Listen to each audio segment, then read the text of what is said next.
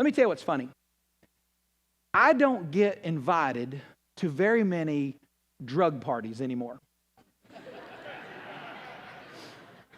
Why not?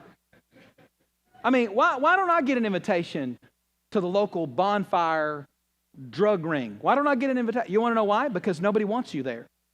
Nobody wants, because your life's going to make everybody feel bad. Everybody's going to be hiding stuff. They're, oh, hey, Scott, how are you doing? Man, I go to church too, and they'll start saying things in King James English. This is always funny to me. It's always weird. I don't read the King James Bible either. You know what I mean? I mean, I read one that's kind of in English, more of what I speak, but it's kind of funny how people feel like your life is intimidating to them. And you know, you're going to have some people go, why are you judging me? You hadn't said a word. You hadn't said a word about what are you talking about judging you? I ain't said nothing to you. I can't even see you. I don't have my glasses on. I don't even know who you are. So why are you judging me? I'm not judging. But you know what? By the way that you live your life, you will be judging the world. Noah had the same thing. You know what the Bible says about Noah? The Bible says that Noah, at the time, this is just before the flood, just before God judges the whole world because of its misbehavior. Just before he judges it, the Bible says concerning Noah that Noah's life judged the entire world. That's pretty incredible. Now think about it. You know why?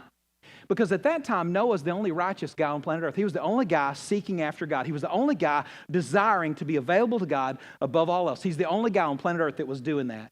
And the Bible says because he was doing that, it convicted everybody else. The whole world was convicted. They didn't like Noah. If you read the passages where they're talking to, the people in the community don't like Noah.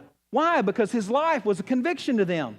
Some of you are going to raise your kids in certain ways, and other parents are going to go, oh, what do you think, your kids are better than mine? No.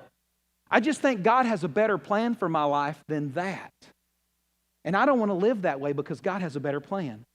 It's not my mind, it's not my knowledge, it's His way. I'm available to Him, that's it. And you're going to face persecution. It's a promise. The Bible says that you will be persecuted. Incidentally, if you're not facing any persecution in the life that you're living, I'm going to ask you the question, are you really living in contrast to the world that you're living? Are you really different?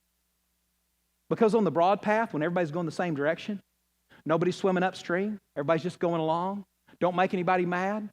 Acceptance, that's the deal today, isn't it? It's all be acceptance of don't say anything's wrong. Nobody's wrong. We're all right. Hey, don't point anything out. No, let's just go along. No one feels any conviction, but when one person stops and says, wait a second, I don't think this is where we're supposed to go. And everybody's going, what are you talking about? And you're bumping into them as you start to go back upstream. They go, wait a second, what are you talking about? You don't do that to us. Just go along with it. You're not supposed to be thinking. You're just supposed to be doing it. No, I don't think that's how I'm supposed to live. I hear a different voice saying that I should live another way. When you do that, your life is going to convict other people. And they're going to respond to persecute. They're going to respond to that conviction one of two ways. They'll either A, go, I think you're right. I'm going to go with you. Or they're going to go, you're an idiot. And they'll try to condemn the path that God's called you to.